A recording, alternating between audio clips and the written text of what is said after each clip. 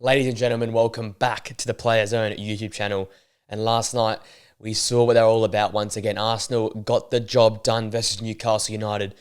Arguably, one of the most important games coming from this weekend was how good Arsenal bounced back after a poor Champions League performance. And they showed us what they're all about. They continued their winning run in the Premier League. It's 6 straight wins for them. There's goals from Bukayo Saka. There's individual brilliance from players in the team like Martin Odegaard. Solid performances from Kai Havertz and Declan Rice. And once again, the questions put us on us as fans and the pundits around the world. Do Arsenal have what it takes? Because I was questioning midweek if they've got what it takes. A Champions League affair. Porto sitting in nice and compact. Porto nick an important result. Arsenal had all the corners in the world. They couldn't convert. You look at this game here. 2 goals come from set-piece corners. They're back on the front foot, pressurising Newcastle, and they look like the team that could go on to win the Premier League. It's just we haven't seen them go and do it yet. So we constantly have questions left in our mind. In terms of this game, I'll get into the nitty-gritty in a little bit here, but Newcastle as well, another disappointing result for them. They continue to be one of the more inconsistent teams amongst the Premier League and really joining Manchester United, Brighton, I guess now to a lesser extent, though West Ham as well, as those teams that just be up and down and can't put together extended periods of great form. Jumping into the game, it was Arsenal from the start. Basically, instantly, there was a corner in the first minute or so. It was Odegaard and Saka. Their interplay was phenomenal. Saka had a nice snapshot of goal at the near post, which was saved well by Karius. He had a great game this game, Loris Karius coming in for Dubravka, who was ill. His first Premier League start in what seems like forever, but a great performance from him. But as I said, Saka and Odegaard earlier on were very important. Kai Havertz looked like a threat, making those late runs into the box, playing as that number 9 in this game, that bit more forward position. Jorginho was in midfield as well, and he was crucial for one of the goals that would come later on. And Arsenal players, they set him up for it. You could tell they must have had a bit of a kick up the backside after that poor Champions League result, and they were ready to go for minute 1, pressurising the Newcastle backline. The down walls eventually opened in the 18th minute. Gabriel's header came down, it deflected off Livramento, off Botman into the back of the net. So it was a Botman own goal, but well set up, set play again. Centre-backs all in the back half of the 6-yard box, charging towards the ball. Gabriel, almost unmarked, slipped between 2 defenders, headed the ball towards a goal. And again, another great set piece, and Arsenal continue to be a threat from set piece. I think the last few games we can touch on, they've all had their first goal come from set pieces. And I said on the podcast, champion teams just find a way to get over the line and get their game going. And in this occasion, again, it showed me that, Arsenal are probably the better team at the start. But if they weren't, we've seen in the last few weeks the ability to break West Ham down and start that game off was from a corner. They had a few corner chances versus Burnley, which they finally converted on. And in this game here, the opening goal comes from a corner. It's an easy way to get yourself started because at 0-0, teams sitting deep, teams have confidence, they can hold on. You get that early goal and can scrap it over the line like in a corner. It just opens the whole game up. And Newcastle, therefore, had to change the way they played their football. It wasn't good enough, though, because Arsenal kept coming. Kai Havertz doubled the lead in 24th minute. But this is where Jorginho came into it, picked a great ball, lob ball over the back. Martinelli with a great curved run, gets a hold of it, cuts the ball back for Kai Havertz to put the ball in the back of the net, unmarked in the box to make it 2-0 in the 24th minute. And it was very deserved. It could have been 2 or 3 to start off. There was heaps of corners for Arsenal. They had all the chances, all the ball was in the Newcastle half, and it felt like a matter of time before more goals would come. Martinelli could have scored the Arsenal third as Odegaard and Saka worked well in a little pair to break down and overload in the wide areas from Newcastle. They pulled the ball back to Martinelli, but his shot, his header, just went over the bar, couldn't get down in that header. And it was, Loris Kaz, as I said earlier, once again, it was a brick wall, making some big saves from Saka shots. Good, initial save off that header from Gabriel. He just seemed to be, alive in this game, but he just had the back line that wasn't going to hold up in front of him. Obviously put Timo Livramento in for this game here to try and slow down Saka, but that didn't work either. Try to slow down Martinelli, that didn't work either. They probably would have been best to go with Dan Burn in the end. But just really struggled this Newcastle backline to deal with Arsenal's continual pressure, bombardment of the backline. Coming in to the second half, Newcastle probably made the better of the two teams to start. The first 5 to 10 minutes probably would, won by them. Isak had shots on goal. Gordon had opportunity as well. And you thought maybe they might get themselves into this game. But an early goal in the second half could be game on. But Arsenal, we still a little bit of pressure there and then countered back with their own great piece of individual brilliance. It came from Bukayo Saka, who went down the line, faked going down the line, cut back into that left foot, and curl the ball, rolling into the far corner. Great footwork, great skill, and that makes him score 7 goals in his last 5 games. He's in great form, and that 65th minute goal basically killed the game off. And then the 4th goal came through another corner. It was Jakob Kiwior. He got onto the end of Declan Rice's low, sort of powerfully whipped in ball. He flicked the ball on, and it ended up in at the back post there. 4-0. It was game absolutely done by then, but Joe Willett came through to score against his old club later on in the game as a consolation goal. In terms of those set pieces, I've got the stats here. 13 goals from set pieces, excluding penalties, which makes them a top in the Premier League. You know, for our FBL guys out there, Saliba and Gabriel, 2 of the best pickups to get at the moment with clean sheets and with goals themselves. I absolutely loved having those 2 in my team for FBL. On a real note, though, yeah, as I said, Saka, 7 goals in 5 games now. He's on fire. He's been consistent throughout the season, but in that little downturn they had, I pinpointed onto Saka and onto Ødegaard. They weren't playing bad football, but they weren't being the clinical, Ødegaard in front of goal. It wasn't the energetic and vibrant Saka which we're used to. And I think this Arsenal team is led by those 2 young leaders. When they're going, the team's going. As I said, throughout the whole season, their backline's probably been the best and most consistent in the Premier League this season. But it's only so far defence can take you. And I think that little few weeks, 2 or 3 weeks of that little rough patch, they just weren't having that clinical edge in front of goal with the likes of Ødegaard, no real presence from Jesus and Havertz. And then Saka, he was still getting the numbers in terms of assists and goals. It wasn't quite the Saka we're seeing here, where he's just scoring goals for fun, cutting inside, jinking outside, winning penalties, scoring penalties. Over the last 5 games, he's almost been unstoppable. Probably the best player in the Premier League across those last 5 games.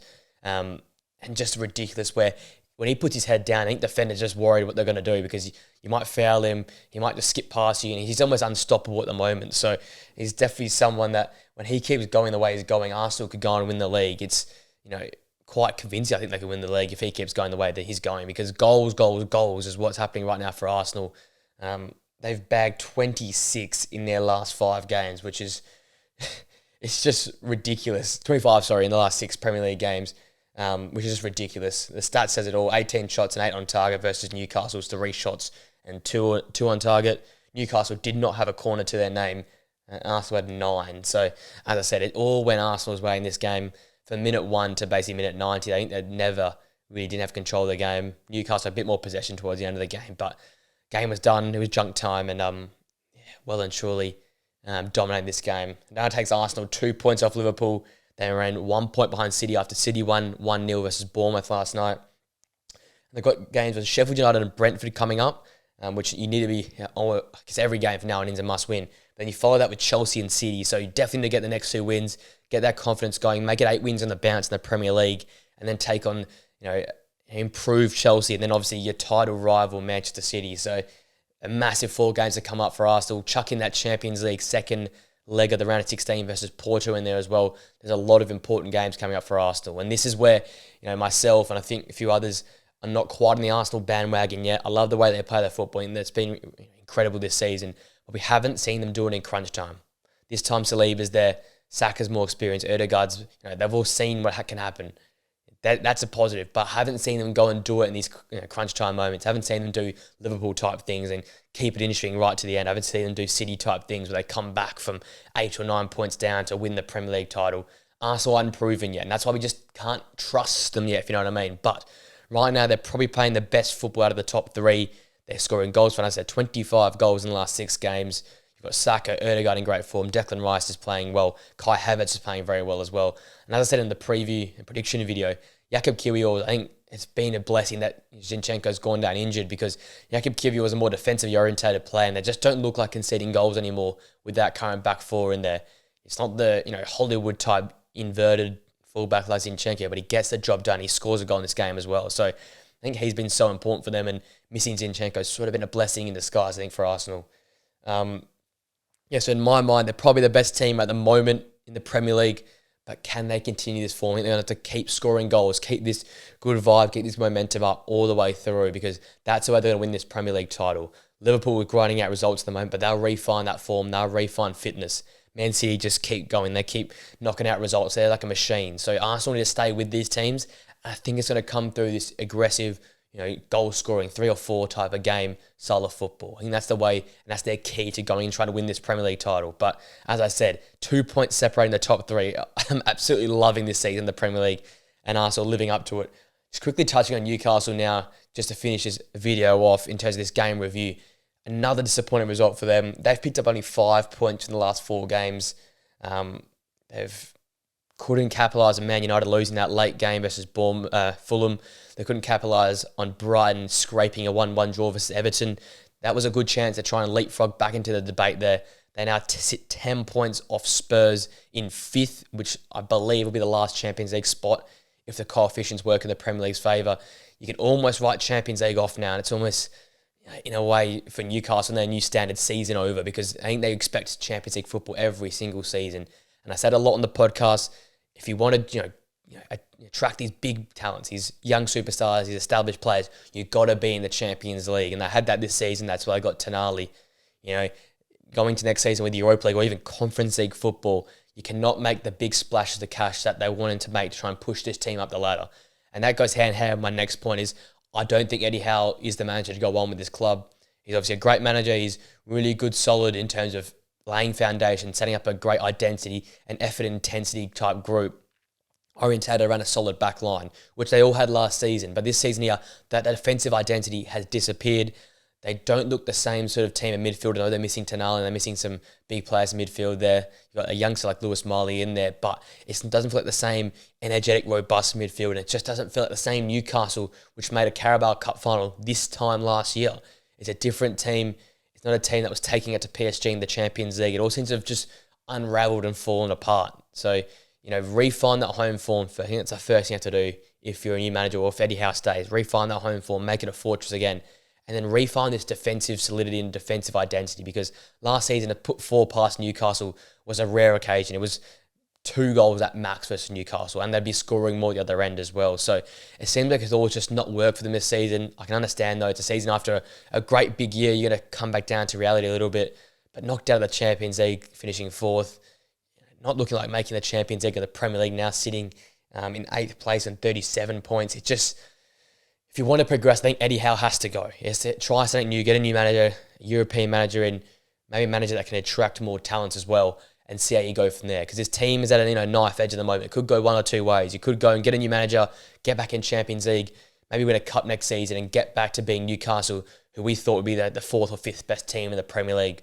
Or keep with Eddie Howe, things continue to deteriorate, players want to leave, and the experiment fails. And this money that's been invested in the club goes to nothing. They'll end up being just a Europa League or Conference League or around that top half sort of team. And that's not what they want to be. They want to be competing with City, competing with Liverpool, competing with Arsenal. That's where they want to be. But can they get there with Eddie Howe? I'm just not sure yet. I think they have to review, maybe obviously see the season out, but then review what can be done. Because I think at the moment it's hard to see what managers are out there because there's going to be manager roulette come the summer. But try and snap a really good manager up, get him at your club, and try and refine some of that form of last season next year. Because I think with this season, got to get some sort of Europe, but I think Champions League is an absolute write-off now for Newcastle United. I was very disappointed in their performance in this game here. But a team I was very impressed with was Arsenal. A classic 4-1 win for them. They continue to march on. As I said, 25 goals in the last 6 games. They are charging towards this Premier League title. Let me know what you think. Are they the favourites at the moment to win the Premier League? I know they're a bit off in terms of the points, but they're probably the best team currently on form. So do you think they've got what it takes to take it to Liverpool and take it to Man City? Or do you think they'll fall short once again? If you did enjoy this video, guys, please make sure to smash a like on it, subscribe to the Players Own channel for more football-based content, and share the channel with mates who would enjoy this type of content. We've got podcasts, real-life football videos, these reaction-type videos, prediction videos. We've got live streams and the like as well.